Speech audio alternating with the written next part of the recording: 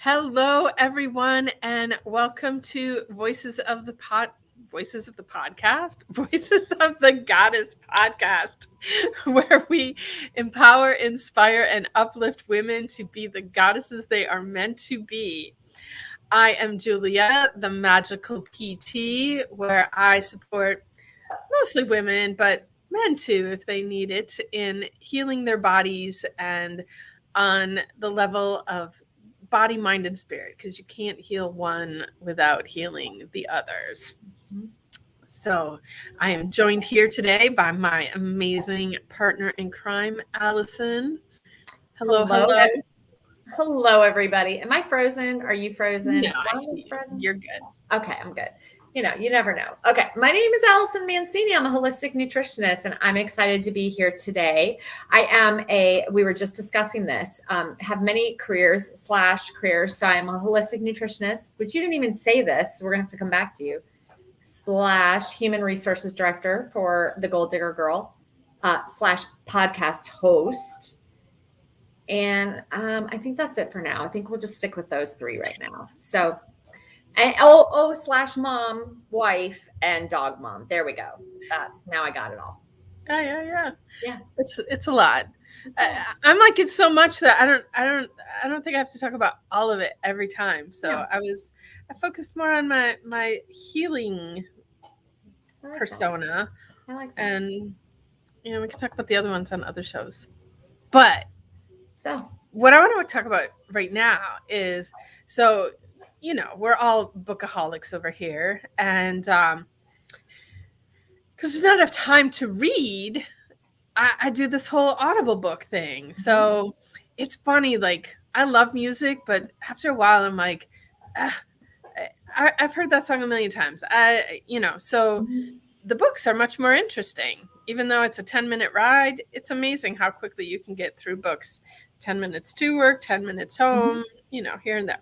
But what I'm listening to right now is Jack Canfield's The Principles of Success or Success. Success Principle. It's a bit, you know what? And it's like this thick. It's a big book. I know, it's like 20 some hours. Yeah, it's a big book. So listening to it on Audible, I probably should have done that because it's really good, but it's really long. Yeah. So anyway, what was being talked about as I was driving in this morning was to be successful, you have to know what you want. And, not just in career or whatever, but in general in life. And, talking about, and I am so guilty of this all the time because I'm a very flexible, laid back person. And so, we have a group of people and we're going to go to dinner. Where do you want to go to eat? I don't care. Where do you want to go? Wherever you want to go is fine. A bunch of us. I know you do that. You do that with me. Yeah. And like, you're not going to get yourself what you want. You're not going to get success if you're always letting everybody else's wants and needs coming before yours. And so I'm like, starting today, like I even did it with this. You're like, what do you want to talk about? I told you what I want to talk about. This is what I want to talk about. Good for you. Good for you. I think it's a clarity issue, right? Because it's interesting. We were talking about this a little bit before briefly, and my job at the Gold Digger Girl, one of the things that we were talking about was, let me back that up a little bit. So working for Kimberly, she's very, very big on, continually learning and growing and education. And so she's, she wants us to continue to do those things. So part of that is I'm doing this, I don't even know what to call it. It's like a workshop. It's called Legacy Leaders. And one of the conversations in this training that I was listening to was knowing what you want. Like you aren't going to get where you want to, like, if you don't know, if you aren't clear on that, and that's the same thing. And I'll have to tell you, it's interesting that you bring this up because I used to be really bad at that. Like I would look at Nick and go, wherever you want to go, wherever, whatever you want to do. The kids, what do you guys, wherever you want to go. Nick started getting really aggravated with me that I just wouldn't say straight up where I wanted to go. So now when he asks, I straight up, this is what I want to do. I texted him the other day. I said, I want to go out to dinner tonight. I don't feel like making dinner. I want to go out. He's like, okay. I mean, yeah, just got to ask. Just got to say it. But I think it comes back to being clear, right? Yeah, you definitely have to be clear on what you want. And, now I'm even asking myself, like, how, where in my life too am I just like, because I wasn't putting myself first enough, that I've just like haven't even bothered to gain clarity. Like, Mm-hmm. and I'm just laughing, like going back to the restaurant thing, like you calling me the food snob the other day, which I totally am. I buy it You are. 1,000%. You are. And even in like in that area of my life, I have clarity about what I want to eat, but I still let other people's needs come before mine. So enough already. Like I'm done eating where you You've want to been eat. I'm saying going you to eat want where to. I want to eat. You've been saying you want to go to the Foundry forever, and we keep not going. We're going to the We're Foundry. going to the Foundry. There we There go. you go. There it is. So anyway, I think enough about this. Let's bring, we have a guest. Let's bring her on, and it'll be so much more interesting. Hi, Mia. Hi, How are Mia. you? Hi, ladies. How are you? Great. We're I doing find you great. guys very interesting. I could just sit here and watch. Well, that's the goal. That's what we want. So we're glad we're accomplishing that. So why don't you introduce yourself to our audience? Tell them who you are, what you do. Oh boy. I am Mia Scornavacca. I was originally born in Miami, Florida, and I've never lived outside of Florida until now. I'm in Atlanta. My father was a very influential artist, original Grove artist in the 60s when it was Wow. Coconut Grove was artists and hippies, literally. And okay, we got little things here. Jessica says, "Hi, Mama Mia." I'm gonna get distracted. So he and his buddies, my dad started the arts festival in the Grove. Wow. Think about it. It was the 60s. The town was sleepy. Nobody there on the bay, Peacock Park. They had their galleries, their studios and galleries, and my dad had been in festivals like in New York and other places. I thought, hey guys, why don't we just go down to the sidewalk and sell our art? And they literally did that, and it literally grew to what it. I mean, he was involved, I guess, through maybe the 80s, but he wasn't like administrative or on the board. There was nothing like that. He was an artist. So, but anyway, I'm very proud of my father. We have a lot of his art. My mother was an RN at Mercy Hospital on the Bay for about 35 years and worked at Jackson. I have two older sisters. One of them passed away right before COVID, unfortunately. It's Anna, Tony, Laura, Mia. I'm the baby. So she and I were the closest. So I have my brother, and he's a broker in Coconut Grove, real estate broker. My sister is a retired attorney. She's living in Sebastian. Let's see what else. So I went to FIU. I graduated from Coral Gables High School, went to Florida International University with a degree in accounting. I wanted to go to art school. I actually studied art for a year, and then I was worried that I wouldn't be able to make money because my father, unfortunately, the recession hit and he didn't sell art anymore. He supported a family through the 70s selling his art. I have some pieces of my brother that didn't sell, but on the back, he wrote literally $5,000. That's how much he wanted for that painting. But he did sell plenty of paintings for that and more during this. It's crazy thinking about it now. But anyway, so I quickly changed my mind as I saw him unfortunately not doing well financially. And I had always been a math person. So I decided to choose accounting because I knew I could probably get a job. And 30 some years later, I've always gotten a job. So I became a CPA, worked in Miami, met who became my husband, now my ex-husband. I was really young. He was way older, but we stayed together, had kids. I wanted kids. We moved to Central Florida. Marriage went really bad. He was controlling and oppressive and textbook, but he's the father of my kids. So I would never go back in time. So moved to Central Florida, had the 3 kids, got out of the marriage, went back down to Miami. as a single mother. And it was tough. It was tough because my one sister, Laura, was out in LA. She was an actress. And I really didn't have, like, my mom was no longer around. Like, I didn't have people helping me get the kids. And it was really stressful, but I did it. Mm-hmm. I did it. And at some point along the way, I was wanted to put my middle kid into improv lessons. Well, they couldn't have the class because there weren't enough. There were only, like, he was like the only enrollee, so the only student. So that day when I took him with my daughter, she was really little. The teacher said, "Let me give you one class for free." So he gave us a class. I felt like I was a child on a playground. I was like, "Move aside, son. Mom's going to teach improv classes." Oh my gosh, that's awesome. It made me happy with all the stress that I had. And they were little. It was like kind of the beginning. I was back down in Miami in 2005. So long story short, took improv classes, graduated at the theater, Just the Funny in Miami, and performed on and off for 8 years. I absolutely loved it, but I got the acting bug because I'm an actor now. That's why I'm here in Atlanta. I called my sister in LA and I said, "Laura, I want to be an extra on a feature film."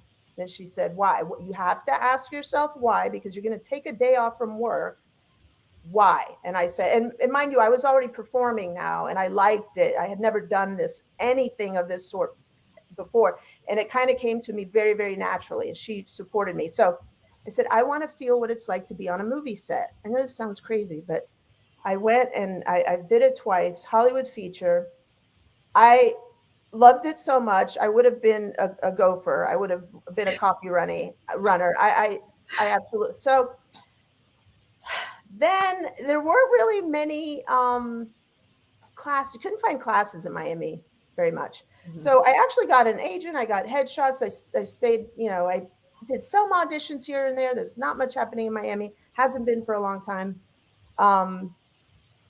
But the end of 2017, so it was from 05, cut forward 12 years. I decided, you know what? I want to take Lori Wyman's master class for auditioning. She's a big casting director in Miami. And I took the class, learned how to, first time, but learning how to audition on tape, on film.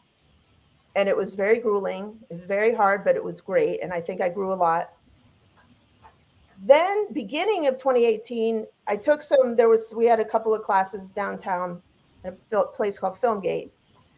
And from that, there was something called Naked Angels that started. That's a group that does cold readings, and they're in LA, Chicago, New York. So this woman, Diana Lotte, brought down Naked Angels. So we suddenly there was film community already, but now we had a small film community in Miami who actually could meet somewhere once a week, Tuesdays at 9. And the screenwriters would bring their screenplays and we would read. Diana would pick whatever actors to go on stage and we would just cold read. Networking. Wonderful. That's where I met a lot of people and I really started to get it going. I did short films, got to know people. People wrote. There were a couple of people who wrote roles for me. Mm-hmm. And so but in March of 2018, that kind of came to a little bit of a halt and I had a stroke. What? Yeah. I had a stroke, which was like totally out of nowhere. I fully recovered. They discovered I have a clogged artery and they don't know why. It could be genetic. I've always been pretty healthy, low cholesterol. I do have high blood pressure. So that was a very freaky thing to go through. It was really, really wild. I went through OT and PT for about 2 or 3 months. It was pretty eye-opening. Just, I thought, you know what? We don't know when anything can happen. I could have been debilitated. I wasn't. I wasn't. Thank God. So I decided I really want to keep pursuing the acting, and it just kind of kept growing, and it just became more a part of me. to where I knew my daughter wanted to move here to be near her little sister. And I thought, you know what? Atlanta is where it's happening. I'm going to go too. I'm going to follow you, Alana. And again, it was just kind of a snowball. It just kept getting bigger and bigger and bigger. I came up, I got an agent right away, thanks to somebody that I knew. And I've had a million auditions. I haven't booked yet. But that's where I am now. And in the middle of all that, I did try to start my own tax business. I hated it. I almost self-destructed. That's where Jess helped me. I don't want my own clients. You can have them. So I'm going to start a new job at a firm, like not low stress, 30 hours a week, structure, benefits. I don't do well without the structure. I don't do well. Like for me, my entrepreneurship is being an actor. That's my acting business. And that's heavy on the creative side, which I absolutely love. So that's where I am now. I could keep going. I'm just going to say it. One of the biggest things that's happening right now is, I came out of the closet in 2010. I was 46. My kids were teens. And after marriage, took me a while to figure out what was going on with me for all those years. You know, people ask me, oh, what happened? When did you turn? I'm like, that's not it. It was always like this. It was 1980 when I met him and I didn't know what the hell was going on. And I was young. And so I started meeting women when I found lesbian community, which was very difficult to find at first. 4 years later, I was meeting women just like me. Oh, you were married to a man for 15 years. You have children with this man, but you're lesbian. Wait, same story. Like maybe other people knew, but I didn't realize how common it was. And I thought, I want to make this a movie. I want to write this. I want to make it a movie. So my daughter, my best friend said, no, you need to make it a series because you have a lot of material. So I have a writer. It's a young man who loves my story. We're best friends. We wrote a pilot. We got an award recently in Miami. And I was approached by a local producer from Fort Lauderdale, Shona Tuckman. I don't know if you know her. And she wants to, we're going to do a shopping agreement, which means she's going to pitch it and shop it around to all the different platforms. And I am elated and excited beyond belief because I'm starring in it.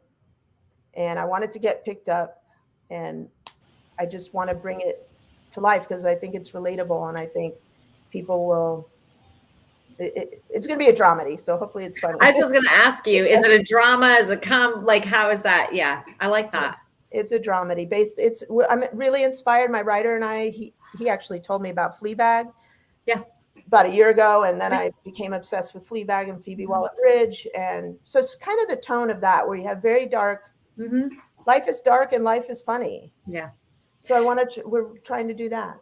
So one of my longtime friends here in Florida and my neighbor, your stories are very similar as far as coming out of the closet. She's married, has 2 boys. I used to babysit her boys. We used to go out to dinner as couples, like hang out. And yeah, she probably, gosh, I want to say it was, my daughter's 22. Yeah, probably about 10 years ago. She was like, Yeah. It's not, and she's the same way. Like she met her husband in college. They were young and she had, in her words, experimented and thought that was all it was, but it really wasn't. And yeah, I actually was with her when she met her wife that she's with now. We were out. She wanted to go out to a local lesbian bar, but she was nervous. It was her first time. So she asked me and one of our other neighbors, the 3 of us used to always hang out. She's like, will you guys please go with me? And we're like, yeah, of course we'll go. We'll support you. And she ended up meeting her current wife there. What the heck? It's crazy. Good for her. I'm still single after all that. Man, it is not that. And I've gone to a million mixers and there aren't that many bars. There's a little more going on up here, but not. It's just difficult. You just never know. Well, good for her though. Yeah, I was just I had never not come into my own, so there was no experimenting with boys or girls for me. It was just starting to have a very strong attraction when I was already with him, and I couldn't tell him. Yeah. I couldn't. Wow. No. Listen, So get your questions. I know. Please, I know I talk so much. Okay, questions. All right, go, Juliana. So our first question is, Mia, what is your superpower? I did see the questions ahead of time. It took me a minute. Like I've never really thought of that, but my superpower is, there's a couple ways I can put it, but I want to put it in a nice way, is, okay, my superpower is I know that I'm very likable, but really instead of turning it on to myself and, oh, look at me, I'm so likable, I feel the reason I am is because I make people feel comfortable, that I'm warm and accepting. I've been told this, these are other people's words, but I know it because I'm around people enough to know. I know when people feel comfortable and feel, good, being around me, and I can just tell. So I think being likable, just which makes the world so, the world's mine, because I can, unless it's somebody who just, you can't, has a tough exterior that you don't want, well, then fine, you go away, then I'll deal with all the nice people. But no, it's gotten my kindness and my likability has gotten me things and places, and it's very gratifying, and it feels good. So yeah. Oh, I also, like we've just met today, and I think you just come across as very authentic and very yourself. And I think that in itself, it makes you likable, because, when you're around someone and you're like, who really are they? They're trying to be whoever they think people want them to be or whatever. Right. And it's, but you just come across as very authentic. So I think that contributes to your likability. Thank you very much. It's cool. Our question number 2 is, what is your favorite book or book that has greatly influenced your life?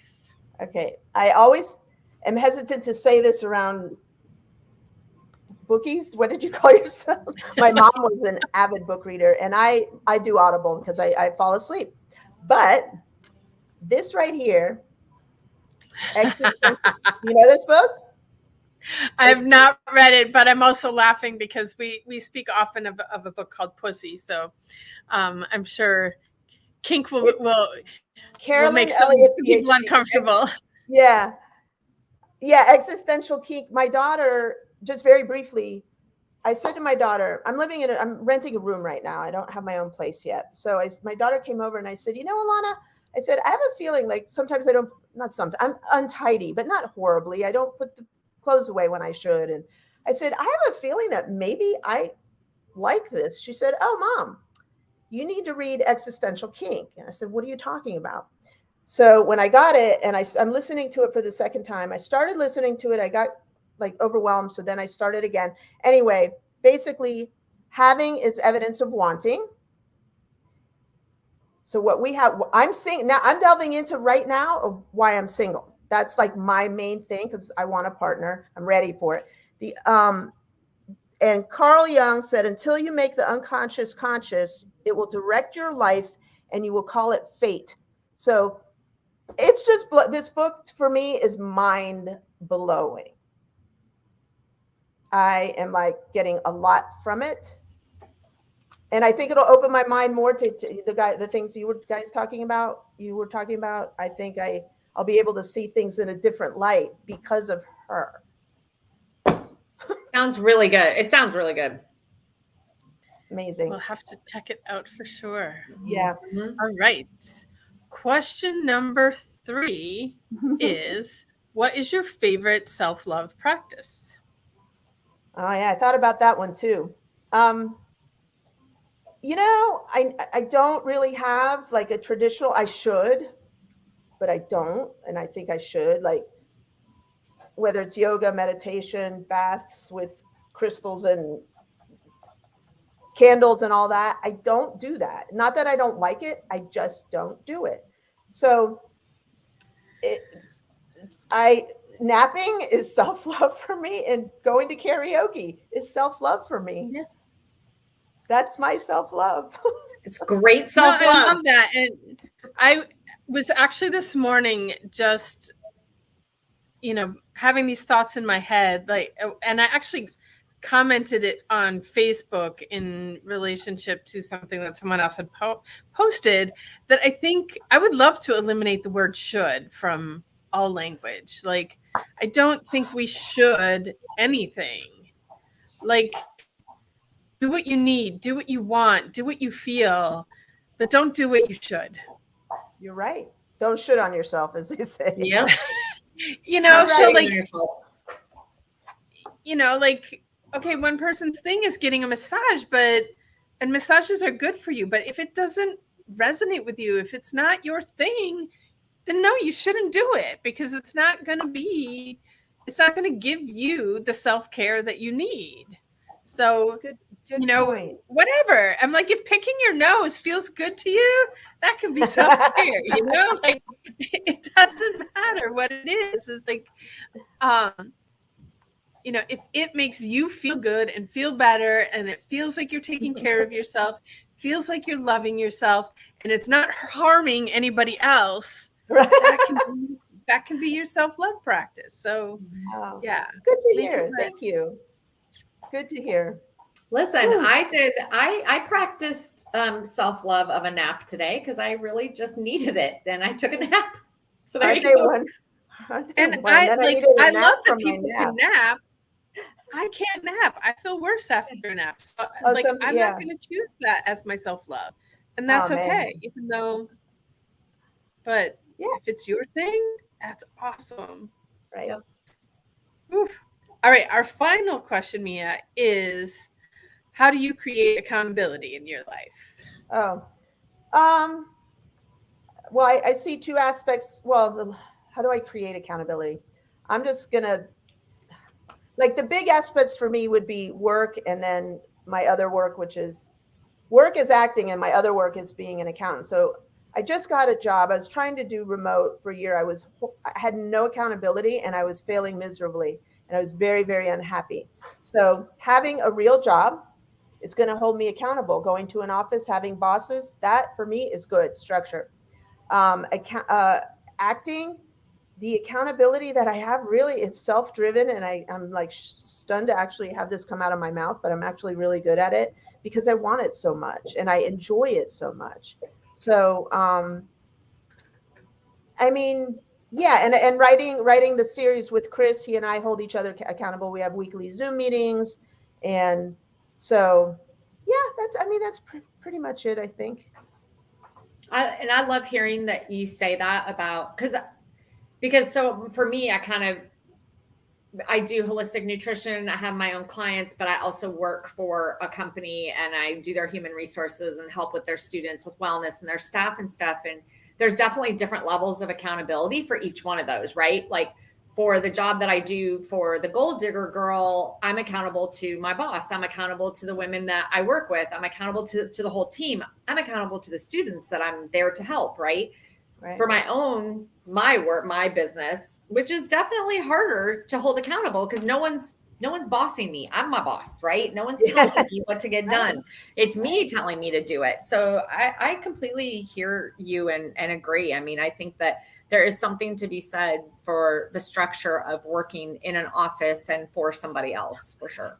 Thank you. I feel so much better. I had stomach problems because of, and I'm feeling so much better. But on the acting side, just really quickly, an actor, here's like, it's an overall accountability. What do they say an actor's job is? An actor's job is to keep training and doing auditions. You have no control over the jobs that you book. Right. So what do? I have a class that I absolutely adore. I go once a week. My agent seems to be working because she's sending me auditions, and then I'm doing my self-tapes and submitting them. So I am doing what I'm supposed to do. Like, there's not much more I could really do. Maybe take 10 classes a week. That would be crazy. I'd burn out. So right. No, I think that's great. Thank you. Awesome. It's takeaway time. So, Allison, what is your takeaway? I like the superpower and likability. I think that is a huge superpower. And let's be real, not everyone's likable. I mean, let's be straight up. There's many people I've met that I don't like them when I meet them, right? So having that likability and being able, like you even use the word kindness and just making people feel comfortable, that's a huge superpower. That's Thank you. Oh, wow. It's not something everybody has I mean, yeah. Thanks. Thank you so much. And me? My takeaway, what I loved is like, you like choosing at this stage in life to pursue acting, like, because and especially coming from an accounting world, where everything is so, like this, and for you to just go like, I want to do something the complete opposite. Like, it couldn't be more opposite. And for you to be able to just take that risk and just jump and do it. Because, like, how many times do we hear, I hear it from my friends, like, oh, I'm too old to change now. This is what I've been doing, and I got to stick with it. And, like, everything that you've been through, having a stroke and all, like, none of this stopped you. Like, you just kept going and evolving and changing into becoming who you are. And it's never too late to become who you are. So nice. I want everybody out there listening to hear that. Wow, So, lovely. So Mia, what's your takeaway? My takeaway is hearing you girls say what your takeaways are. Great takeaways. I'm taking that. No, really, the shoulda thing. I don't need to do that to myself, to say, shoulda, and that whatever it is for me, that's my self-care, is okay. So it's basically, you both kind of encapsulated the whole self-care thing. I don't have to say shoulda, and it can be a nap, and it can be karaoke, because I'm always think it's got to be spiritual, and I don't know why. I think it's just commercialism does this to me. I don't know. Yeah. All of society is always putting things on us that we think like we have to be like other people. Right. No. No. The greatest thing that we can be is ourselves. Right. And all of us being ourselves also gives everybody else permission to be themselves. Nice. I like that. There's another takeaway. No, really, it was great. Oh my God, this was too fun. I could just keep talking with you. You know what my other takeaway is today? Every single guest we had today, because we do 4 shows when we record. We do back to back. Every single one said this was fun. And Good. I love that.